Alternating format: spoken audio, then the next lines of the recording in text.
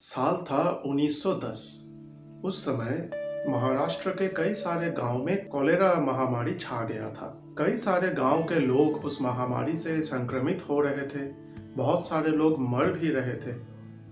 लोग बहुत परेशान थे और 1910 साल में चिकित्सा का उतना अच्छा प्रबंध नहीं होता था कि बहुत जल्दी वैक्सीन निकाला जाए या फिर ऐसी कोई दवाई निकाला जाए कि जिसे लेकर लोग तुरंत स्वस्थ हो सके। उस समय 1910 साल में ये उतना अच्छा नहीं था। उन सारे गांव के सारे चिकित्सक उपाय ढूंढते रह गए और इसके बीच कई सारे लोग मर रहे थे। साईं बाबा उस वक्त शिरडी गांव के एक मस्जिद में रहते थे। साईं बाबा को देखने के लिए शिरडी के सारे लोग आया करते थे, उनसे बातें करते थे, उनसे कई सारे विषयों पर चर्चा करते थे और उनसे अपने समस्या सुलझाने का उपाय पूछते थे। साईं बाबा सबको सुनते थे। वो किसी को ऐसे खाली हाथ लौटने नहीं देते थे। किसी को अपने मन के शांति पाने की उपाय बताते थे, किसी को उनके समस्या का हल बता देते थे। एक दिन लोग जब उन्हें देखने के लिए उनके मस्जिद के सामने पहुंचे तो सबने हैरान होकर ये देखा कि साईं बाबा एक चरखा लेके उसके अंदर कुछ गेहूं डाल के उस चरखे को घुमा के उन गेहूं को पीस रहे थे। सभी हैरान हो गए कि बाबा ये क्या कर रहे हैं। वो तो एक फकीर है और वो भिक्षान्न लेकर अपने जीवन गुजारते थे। तो सब सोचने लगे कि क्या बाबा अब ऐसा कोई काम ढूंढ रहे हैं कि जिसे करके उनको थोड़ा सा पैसे मिल जाए और वो पैसों से अपना गुजारा कर सके। सब देख रहे थे कि उनका जो झोला था, उस झोले के अंदर बहुत सारा गेहूं था और उस झोले में से गेहूं निकालकर वो उस चरखे में डाल रहे हैं और उस चरखे को घुमा के उन गेहूं को पीस कर आटा निकाल रहे हैं। सभी देख रहे थे लेकिन किसी ने जाकर उनको पूछा नहीं, क्योंकि उन लोगों ने सोचा कि जितना ध्यान से वो ये कर रहे थे, हमारे जाकर पूछने से उनका ध्यान भंग हो जाएगा और शायद वो गुस्से में आ जाए। तो किसी ने कुछ कहा नहीं। सब चुपचाप वहां खड़े होकर देख रहे थे। अब इस वक्त 4 महिलाएं सामने आए। उन्हें लगा कि बाबा बहुत परिश्रम कर रहे हैं, बाबा बहुत श्रम कर रहे हैं और ये उनको अब उम्र होने लगा है, उनको इतना सारा श्रम शायद शोभा नहीं देता, वो इतना सह नहीं पाएंगे। तो वो ऊपर आए, उन मस्जिद के अंदर उन्होंने प्रवेश किया और उन्होंने साईं बाबा से कहा कि आप हट जाइए, आप थोड़ा विश्राम ले लीजिए, हम आपका ये काम संपन्न करते हैं। साईं बाबा ने कुछ नहीं कहा। वो उतना राजी नहीं थे, लेकिन फिर भी उन्होंने उन लोगों को एक मौका दिया। वो साइड में जाकर बैठ गए और वो चुपचाप देखने लगे। अब इन चारों महिलाओं ने वो सारा जो गेहूं उनके झोले में था, वो सारा गेहूं लेकर इस चरखे के अंदर डालकर उसे घुमाकर उन गेहूं को पीसना शुरू कर दिया। अब वो 4 महिलाएं थे तो पूरा काम बहुत जल्दी हो गया।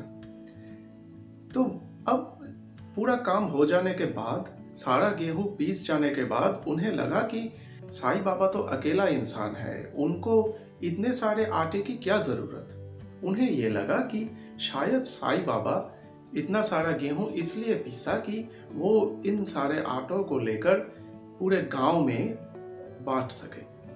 तो वो अपने साथ लाए हुए 4 बस्ते निकलकर उन बस्तों में वो सारा आटा वो डालने लगे। अब साईं बाबा बहुत गुस्से में आ गए। उन्होंने आकर उन महिलाओं से कहा, क्या तुम लोग सिर्फ अपना स्वार्थ देखते हो? क्या तुम अपने स्वार्थ के अलावा दूसरों का स्वार्थ नहीं देख सकते? तो ये 4 महिलाएं बहुत लज्जित हुए। इनको लगा कि हमने कोई गलती कर दी। साईं बाबा बहुत गुस्से में आ गए। उन्होंने हाथ जोड़ा और उनसे कहा कि बाबा हमें क्षमा करें, हमको समझ नहीं आया कि आप ये क्यों कर रहे हैं। अब हम तो साधारण इंसान हैं, हमारे दिमाग में कुछ घुसता नहीं। आपके इस कार्य के पीछे कौन सा महान उद्देश्य है? आप हमें मार्ग दिखाइए, आप हमें सही रास्ता दिखाइए और हमें ये बताइए कि आप ऐसा क्यों कर रहे थे। तो उन्होंने कहा कि ठीक है, मैं ज़रूर बताऊंगा, लेकिन पहले जो काम तुम लोग कर रहे थे उसको समाप्त करो। अर्थात ये जो पूरा इतना सारा आटा है, ये जो 4 बस्ता है उनके अंदर डालो और मेरे साथ चलो।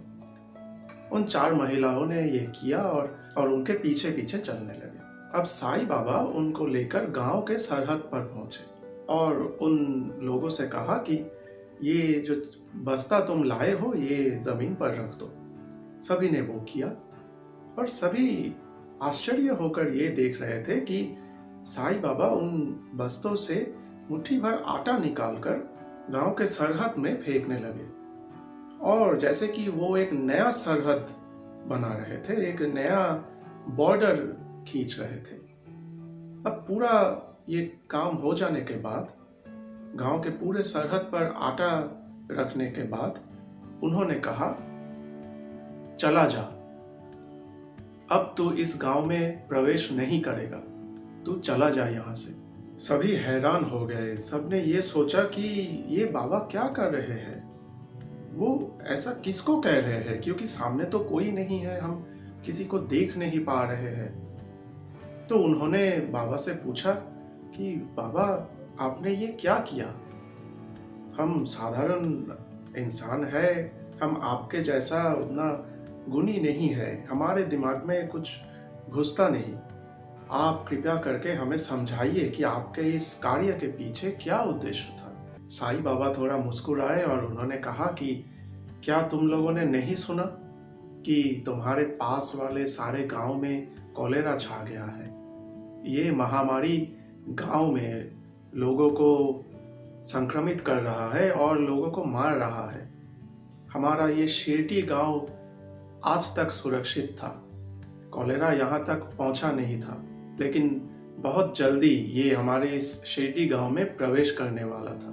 इसीलिए मैंने गेहूं पीसकर आटा निकाला और उन आटों को लेकर इस सरहद में रखकर मैंने एक लक्ष्मण रेखा बना दिया और कॉलेरा से कहा कि तू चला जा, तू अब कभी इस गांव में प्रवेश नहीं करेगा। ये सुनकर सारे लोग बहुत लज्जित हुए कि उन्होंने साईं बाबा के इस काम को लेकर क्या क्या सोचा था। उन्होंने हाथ जोड़ा और साईं बाबा से माफी मांगा कि बाबा, हमें माफ कर दीजिए, हमको नहीं पता था आपके इस काम के पीछे ये उद्देश्य है। साईं बाबा ने उनसे कहा, तुम लोग तो मेरे बच्चे हो, मैं तुम पर नाराज नहीं हूँ। और ऐसे साईं बाबा ने शिरडी गांव को कॉलेरा महामारी से बचा लिया। अब इस पूरे घटना का, ये साईं बाबा के इस काम का एक आध्यात्मिक या स्पिरिचुअल सिग्निफिकेंस है। ये कहा जाता है कि ये जो चरखा वो इस्तेमाल कर रहे थे, इस चरखे में पत्थर के 2 चक्के थे। एक चक्का नीचे था और दूसरा चक्का ऊपर था और उन दोनों चक्कों के बीच थोड़ा सा खाली जगह था। उस खाली जगह पर गेहूं डालकर उस ऊपर वाले चक्के को नीचे वाले चक्के के साथ पीस दिया जाता था। अब उस ऊपर वाले चक्के के साथ एक कुंडा लगा हुआ था। उस कुंडे को पकड़कर वो ऊपर वाला चक्का घुमाकर उन गेहूं को पीसकर आटा निकाला जाता था। अब ये कहा जाता है कि ये जो गेहूं है, ये गेहूं असल में हमारे अंदर छुपा हुआ क्रोध, अहंकार, लोभ, ईर्ष्या जैसे सारे अपगुण के प्रतीक है। और वो जो 2 चक्के थे, नीचे वाला चक्का था कर्म और ऊपर वाला चक्का था भक्ति। यानी कि हमारे अंदर छुपे हुए जो अपगुण होते हैं, उसे अगर हम निकाल फेंकना चाहे, उसे अगर हम नष्ट करना चाहे, तो कर्म और भक्ति के माध्यम से हम वो कर सकते हैं। और वो गेहूं पीसकर जो आटा निकलता है, वो सत्य गुण के प्रतीक है।